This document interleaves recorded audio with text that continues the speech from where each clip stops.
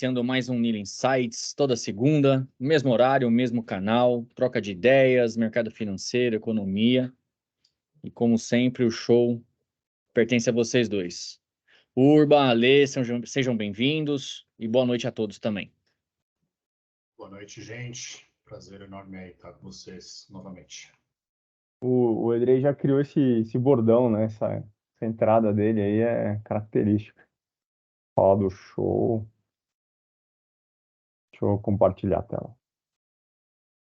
Eu tava tentando fazer em inglês, mas ficou muito ruim. It's showtime!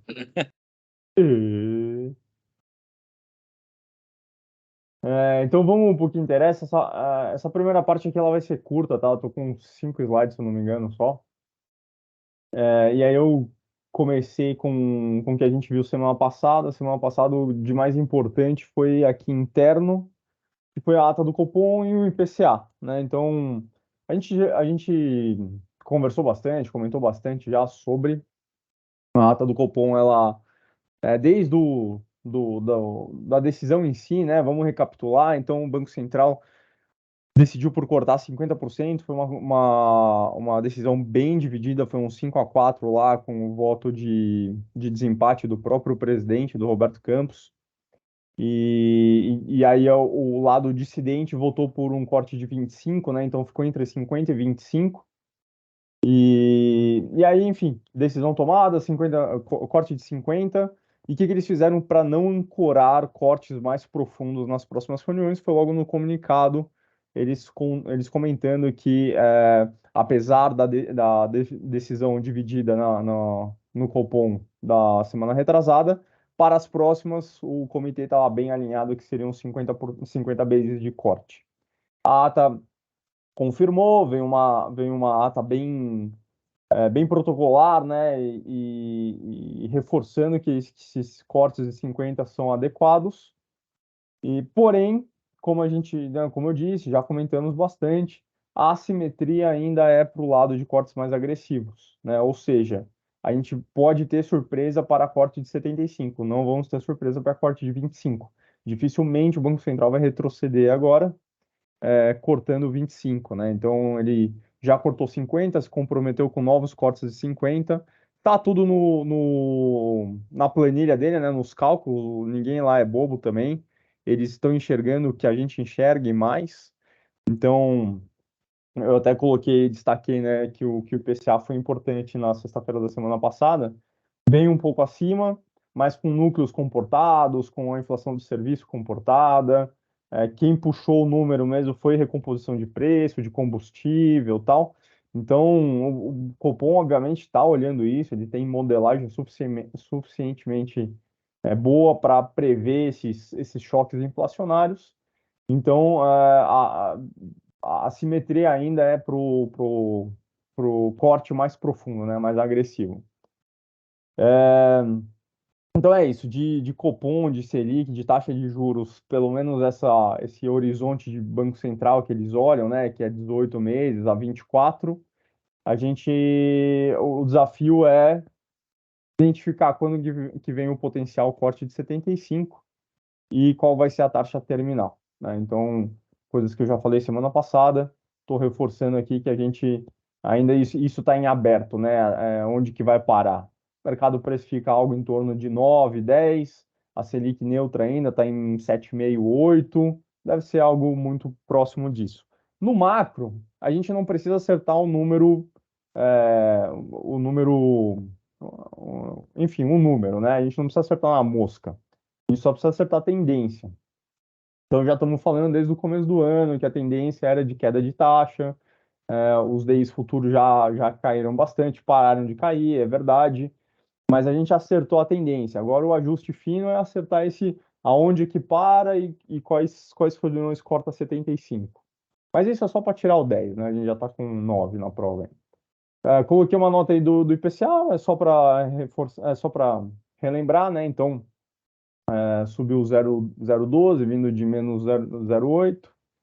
E, enfim, apesar do número positivo, né, apesar do número maior de inflação, quando a gente quebra lá nos núcleos, eles foram comportados. Então, para o Brasil é isso, só um adendo nessa semana. Na quarta-feira é a vez do FOMC soltar a ata, né? A ata do FONC. Então, assim como tivemos a ata do Copom semana passada, essa semana tem a ata do FONC. Como foi aqui, a gente espera que seja lá, então uma ata bem protocolar, comentando reforçando os principais comentários que já vem falando. Lá a gente está vindo de uma alta de 25 bases, com o Fed falando que está data dependente, que enxerga um mercado de trabalho menos apertado, e apesar da resiliência da economia americana, né? Então a ata deve reforçar isso.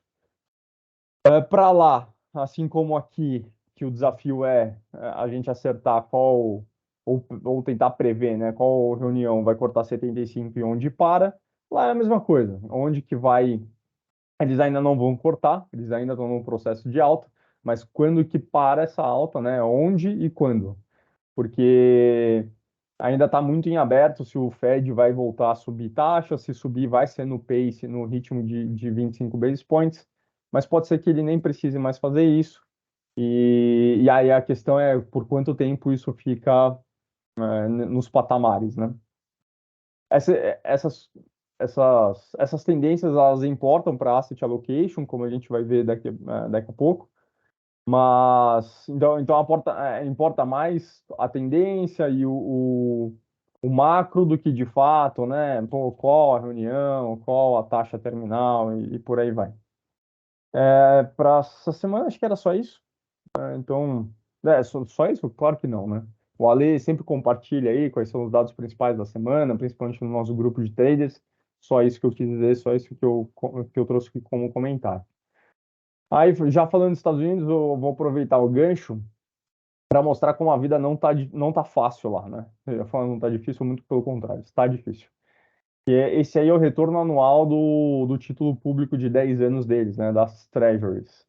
E só poucas vezes na história tivemos anos negativos, né? Então, onde a Treasury deu uma performance negativa. Menos ainda, a gente teve 2 anos seguidos. E tudo bem, 2023 não acabou, mas a gente está vendo pela primeira vez na história três células em vermelho aí seguidas, né? Fora que não é qualquer negativo também. 2021 já foi bem ruim se comparar com o histórico. 2022 sem precedente, nada chegou perto, nem em 2009, que vocês estão vendo aí, caiu 11. O ano passado caiu 18. E a gente ainda está num ano ruinzinho aí, negativo, então tá bem sofrida a questão lá para renda fixa, né? Pelo menos olhando para as treasuries de 10 anos, a marcação a mercado tá fazendo vítima ainda. Aqui atualizando a inflação no mundo, né, em alguns países. Então a China rodando negativo, a China é impressionante. Impressionante também o Japão, que sempre ficou nessas de inflação negativa, né, que é a deflação. Mas recentemente a inflação lá começou a aparecer também, ele já figura aí no meio da tabela, né, em 3,3. Tá aqui, ó.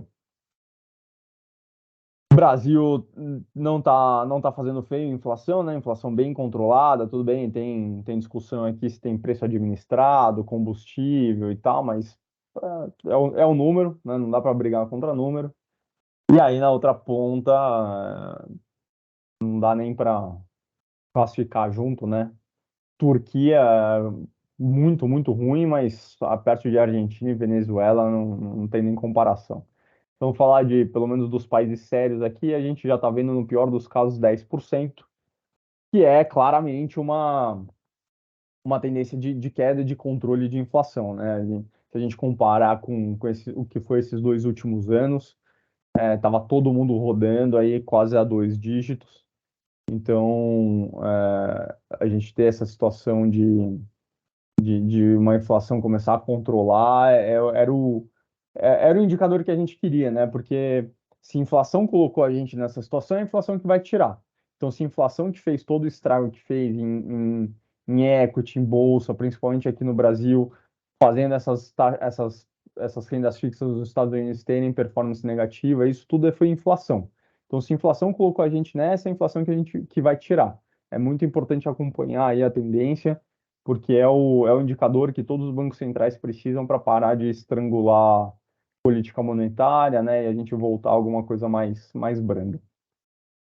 Ah, né, enfim, papo sério, acabou, né, eu queria trazer, estava eu fazendo minhas pesquisas e estudos do dia, e aí me deparo com isso aqui, que é o portfólio do Michael Burry. Michael Burry, acho que todo mundo conhece, né, pelo menos é obrigação assistir o filme do Big Short. É o cara que apostou contra, foi o primeiro, né, que apostou contra o mercado imobiliário americano lá na crise de 2008. E aí o cara fez fortuna e o nome. E aí ele divulgou hoje o portfólio dele. Atenção para essa parte aqui, que é 93% da carteira, tá? Nada mais, nada menos do que ele está shorteando, então ele está comprado em puts do S&P e de um ETF de inovação, que é o QQQ aqui, o triplo Q. É da Cathie Wood, se eu não me engano. É bem famosinho esse ETF, bem polêmico. E, e aí ele tá shorteando pesado, né? Comprando put, apostando na catástrofe aí do mercado de equities americano. Enfim, achei curioso, acho que ele divulgou hoje mesmo, durante o dia. E é um cara que assim, ele já acertou, ele já errou, como todo mundo. A questão é que quando ele acertou, ele acertou muito, né? Então é difícil também, assim como na semana passada a gente comentou sobre Ray Dalio, Buffett e Ackman, né? O Bill Ackman, em pontas opostas. Esses cachorro grande aí, quando se começa a se posicionar com aparentemente muita convicção, no caminho deles eu não quero ficar. Posso não concordar, posso não querer shortear, mas eu que não vou ficar peitando esses caras, né? Então é um ponto de atenção, sim, para a construção de portfólio. E aí, como eu disse, tá bem curta essa parte, né? Só para terminar, daqui a pouco, 11 horas aqui no Brasil, a China vai soltar um monte de dado macroeconômico importante aí, PMIs e por aí vai. A coisa tá bem feia lá na China, tá azedando, a nossa bolsa aqui, tá respingando, né? Vale caindo 3%, enfim, né? Vou deixar a má notícia pro Ale. Mas é só para ilustrar esse gráfico, como todo gráfico é, né? Ele é bem ilustrativo. Que quem teve problema dessa vez foi essa Country Garden. Vocês lembram que acho que já, sei lá, já tem um ano dessa história, talvez mais, não lembro agora, mas com um problema da Evergrande, né? Que, enfim, estava com problema de solvência, de endividada pra caramba, parou de entregar os projetos. Olha o tamanho da Evergrande perto da Country Garden que deu problema agora, né? Então é um problema bem mais sério. O mercado imobiliário lá na China passa por problemas e China tem um modelo econômico e político muito específico, né?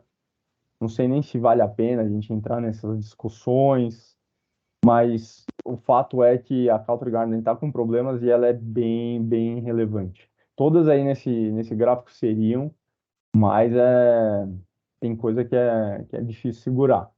Enfim, é isso entre outras coisas, explica tudo que a gente está vendo nessa versão a risco, bolsa derretendo, vale derretendo, né? Então vamos ficar de olho nos próximos passos. Como eu disse, daqui a pouco tem divulgação de dados lá na China. É esperada alguma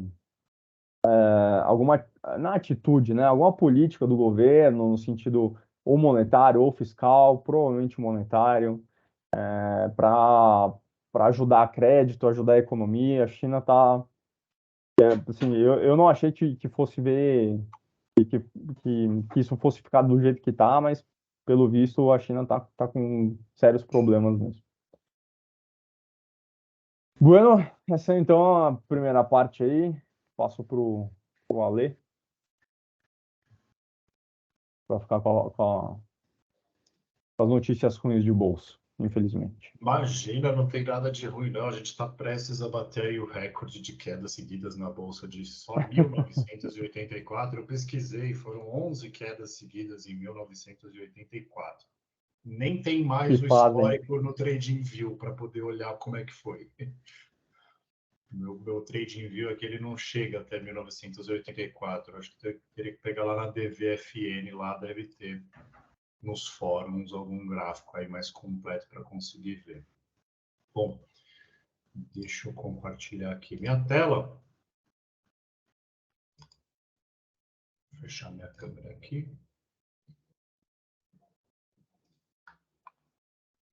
Então vamos lá. Eu acredito que seja esse o que é do Michael Burry, né? Nunca olhei esse ativo, É esse mesmo. É esse mesmo. mas assim, cara de topo, né? Assim como o mercado americano como um todo, esse gráfico é muito parecido com o próprio S&P. Vou trazer aqui o gráfico à vista e depois o futuro. Então, perdendo as médias curtas, um grande distanciamento aí. Eu só queria saber o preço médio dele. Infelizmente não tem ali, né? Cara, é que Mas, ele comprou put e divulgou hoje, então eu imagino que ele tenha montado hoje mesmo. Ou é, muito, assim, em dias recentes, né? Muito recente. entendi. De qualquer forma, né, o mercado como um todo está bem esticado, né? O mercado americano também está bem esticado. Aqui o S&P à vista, né?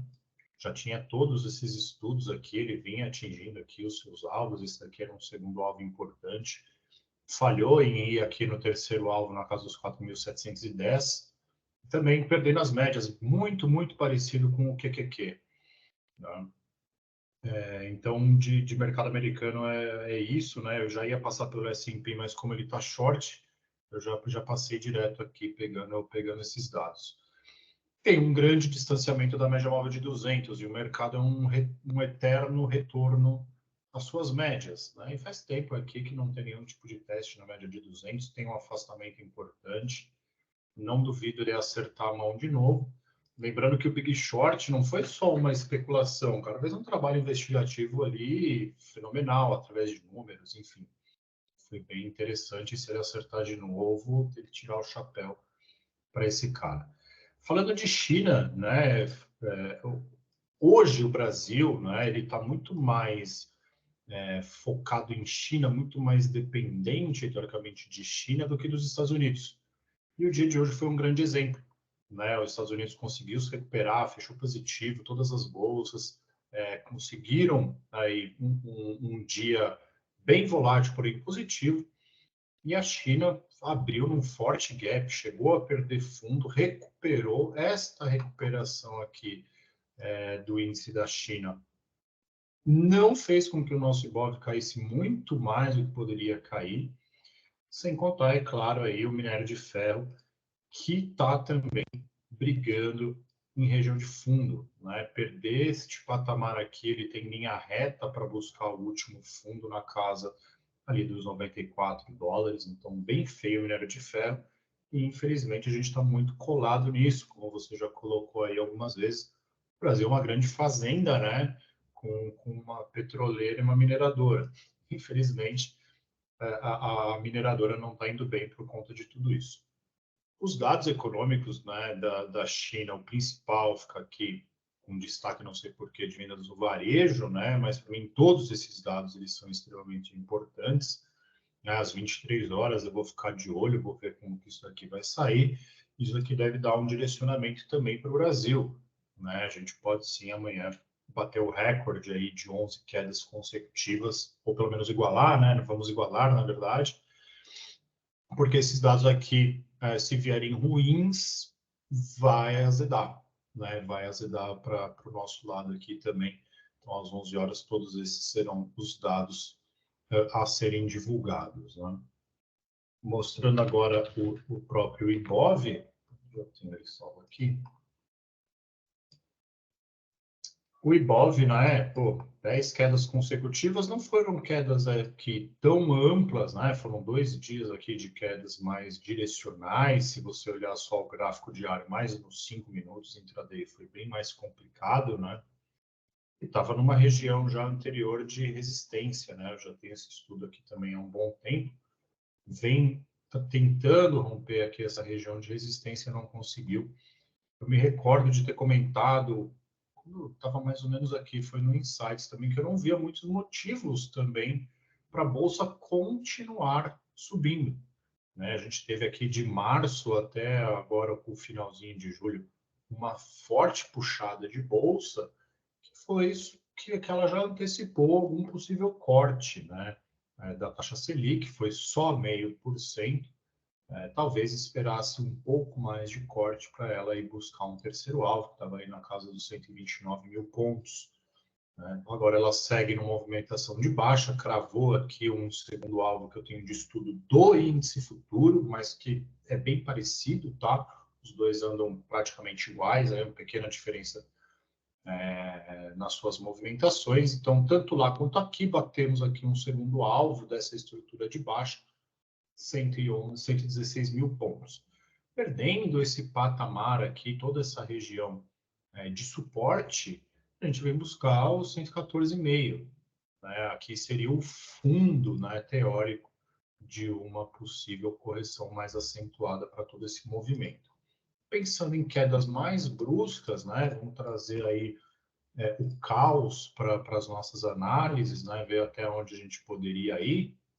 Um grau mais profundo de recuo seria na casa dos 112 mil pontos, a primeira retração deste todo movimento de alta. 112 mil pontos aqui, 112.300, tá?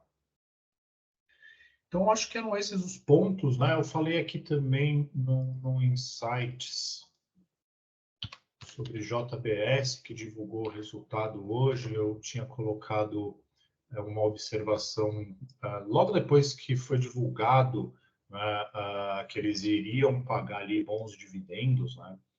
E ele até conseguiu andar bem daquela data, eu não lembro exatamente, eu vou ter que buscar aqui na memória ou no TradingView, deixa eu ver onde eu anotei. Isso mesmo, Insights. Ela chegou a cair de quando eu comentei, né, que seria uma oportunidade. O balanço dela não veio bom, né, o balanço que foi divulgado não veio bom, mas para quem pegou aí, chegou a quase 15% e passou um calor aí de 7%, né? Então, 2-1 de resultado. Quem tiver posicionado, eu colocaria um stop aqui, porque o balanço não veio interessante, então fica aí um detalhe para a JBS, que foi um dos insights aí que eu havia comentado, e Mega, que ainda eu sigo aí com o alvo projetado lá nos 14,80, está agora numa consolidação, né? Tem uma grande consolidação aqui, já está bem firme essa consolidação, mas tem um viés positivo, tem uma saída positiva. Todos os indicadores aqui continuam corroborando para que ela busque ali o meu alvo nos R$ 14 aproximadamente. Acho que são essas aí as ações. Eu vou abrir aqui o chat para ver se tem algum pedido.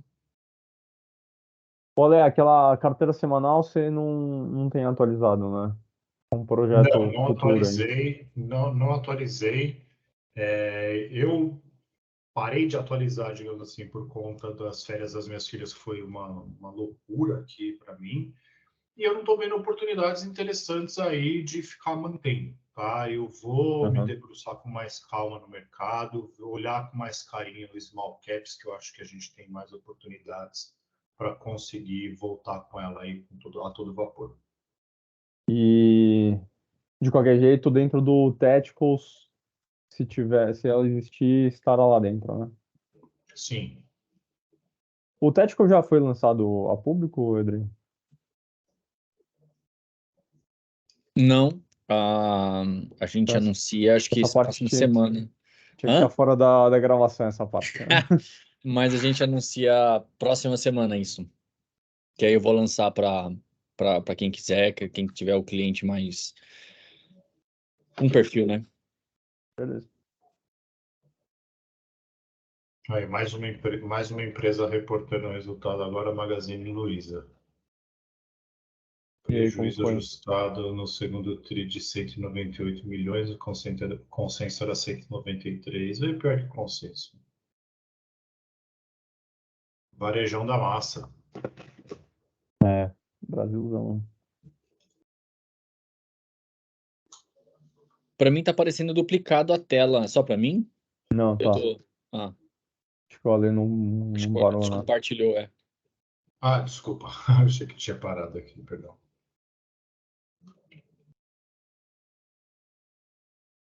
Alguém tem alguma dúvida? Hoje foi bem curto, como o próprio Urba falou, o off the records, né? Vai ser mais pesado. Então, a apresentação hoje, né? Quem sabe faz ao vivo, então a gente vai fazer isso em partes, para quem quiser continuar, pegar alguns pedaços. Mas se alguém tiver alguma dúvida do que foi dito, vocês viram que um ponto que está pegando no mundo inteiro é a inflação. O Urba sempre traz esse assunto. Então, é uma coisa que é o que tem mais. Se tem, acho que existe uma preocupação econômica no mundo inteiro, é isso. Então, é importante vocês estarem também, absorverem um pouco disso, para ter um pouco de noção, conversar com os clientes, isso tem feito diferença. Joia? Dúvidas, traumas? Oi, Ciro.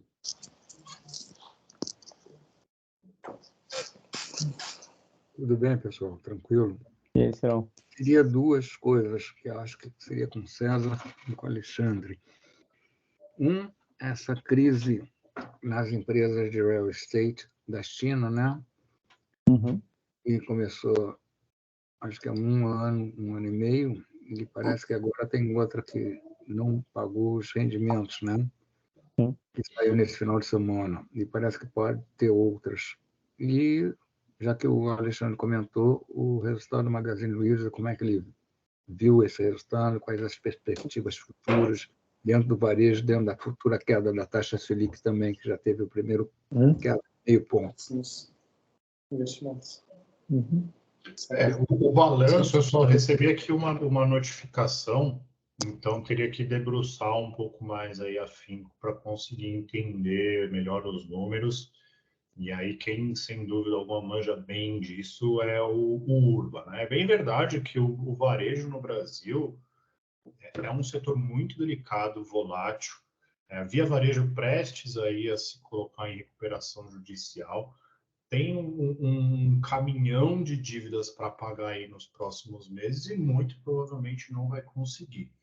E isso deve, sem dúvida alguma, não só arrastar a Magazine Luiza, mas como todo o varejo para baixo, né? Aí a gente teria que buscar empresas de varejo para quem quer, para quem for obrigado, né? Porque ninguém precisa, mas para quem for obrigado a ter posição nesse tipo de segmento, varejos alternativos, né? Uma Pets que também apanhou para caramba, uma Vivara que é varejo de luxo, uma Arezzo e por aí vai, né? Eu fugiria desse varejo de linha branca porque as margens são muito apertadas, o cenário econômico brasileiro não é ainda pujante para a população que consome nessas lojas, fazerem com que tenha aí um upgrade nas ações.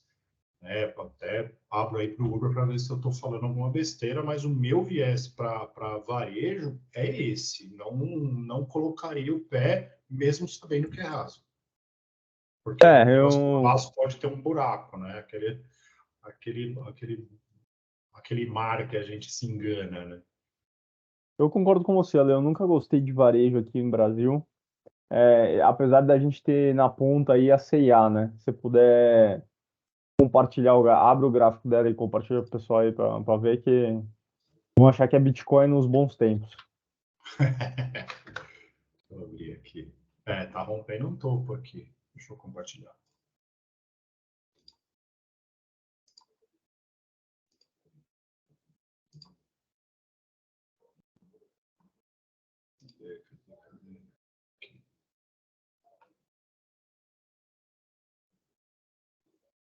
Tá rompendo um topinho para ela, ainda tem um caminho para andar, né? Tem um caminho para andar, tá recuperando. É um varejo diferente do Linha Branca, né? Cara, é um Móveis, varejo né? diferente. Vestuário.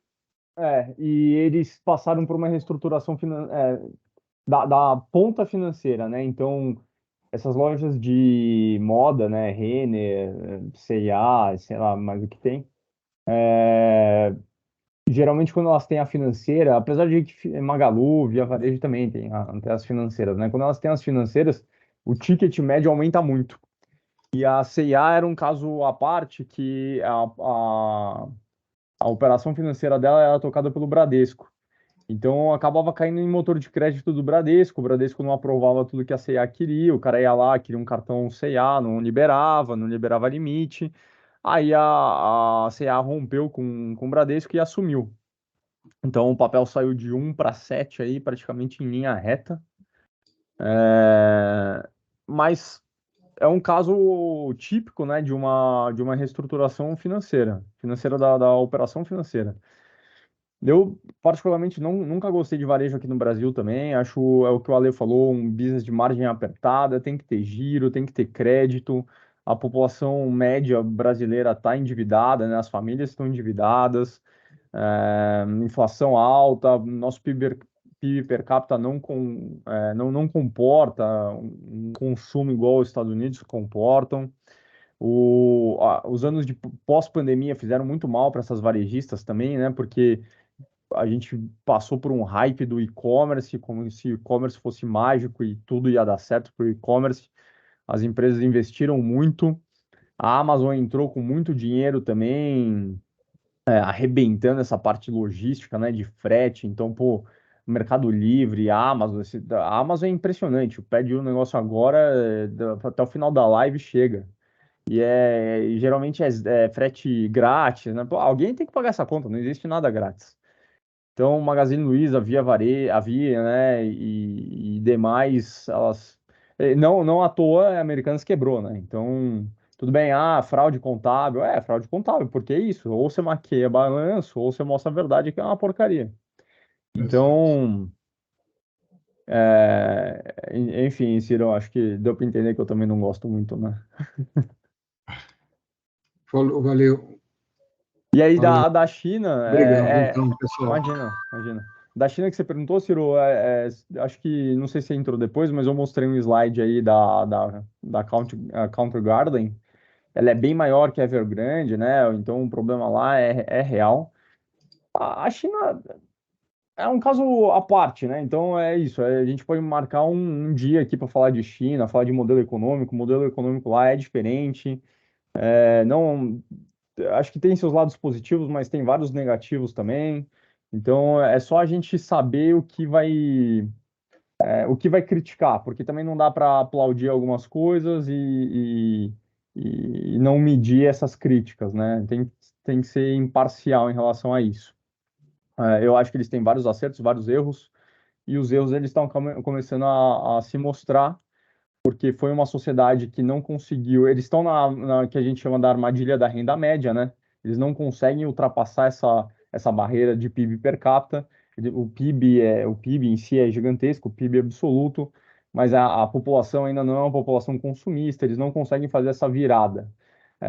Não é um país também muito amigável para a iniciativa privada, né? Tanto é que o governo lá caça esqueci o nome do chinês lá da Alibaba, caçou o cara, aí começou uma guerra contra a tech, uma guerra contra a educação, né, contra o segmento educacional, aí agora caiu no real estate, então aquela frase que ficou famosa, né, houses for living, not for speculation, aí volta atrás, então assim, é uma série de medidas que vão estrangulando. O chinês ele passou muito tempo sem onde ter que colocar dinheiro. E ele acaba fazendo poupança porque lá não existe muita assistência social que a gente está acostumado no Ocidente, né? Então o cara tem que fazer poupança, ele tem que guardar dinheiro porque ele sabe que ele vai se virar. O governo não vai ficar dando de mão beijada. Mas o governo, como um estado indutor, termo que ficou famoso esse final de semana, né? é, é, ele, ele fechou muito esses gaps, né? Então o Estado lá na China ele é muito investidor, de modo que nunca precisou-se muito dessa iniciativa privada, da poupança privada. Então o chinês guardou dinheiro, não consome, não gasta, tá lá guardando. Só que o mercado de capitais lá não era confiável. Então qual que era a saída para o cara? Imóvel. A, a poupança imobiliária lá é gigantesca, né? Sei lá, na ordem de trilhões de dólares, muito mais alto do que acho que se somar todo mundo não dá a China. Então criou-se bolhas, criou-se aquelas cidades fantasmas, aquelas obras de infraestrutura que não precisa. O cara já tem um trem que é um trem-bala, que anda a 400 por hora. Ah, vamos fazer agora um que anda a 600. Não precisa, mas vamos fazer. Ah, tem a rodovia lá que tem 8 faixas. Nossa, agora vamos fazer que tem 20 faixas. Não precisa, mas eles fazem. Então é um crescimento errado, né? Cresceu na base da força e a conta chega. O problema é que contamina, principalmente a gente, né? Que é uma economia muito ligada à China, como a Lei falou, e a gente sempre comenta sobre isso. Então é apertar o cinto, porque se a coisa desandar lá, vai ficar feio, sim. Hoje às 11 horas a gente vai ter uma boa noção aí dos indicadores, né? Fechou, Cirão? Obrigado pela participação, Ciro. Então é isso por hoje. Queria agradecer a presença de todos. Como sempre, toda segunda a gente está aqui trocando ideias, trocando informações. É um bate-papo aberto. Quem quiser trazer clientes, quem quiser trazer amigos, fique à vontade. A ideia aqui é divulgar um pouco do que a gente faz. Lógico, não está 100% aqui, por isso que tem o Off the Records. E tem o exclusive, né, Urba? Que só para quem está aqui dentro, quando a gente monta, tem novidade boa vindo aí. O Urba e o Ale tiveram uma ideia legal de criar um produto de um hedge fund, o primeiro hedge fund brasileiro. Eu gosto de falar que as coisas são as primeiras, né, Urba? Você sempre mesmo. É o primeiro do Brasil. Assim como a aposentadoria é a primeira do Brasil, a gente vai ter o primeiro hedge fund de estilo Bob, né, do Brasil. Obrigado a presença de todos e a gente se vê na próxima segunda. Show de bola. Calma aí que eu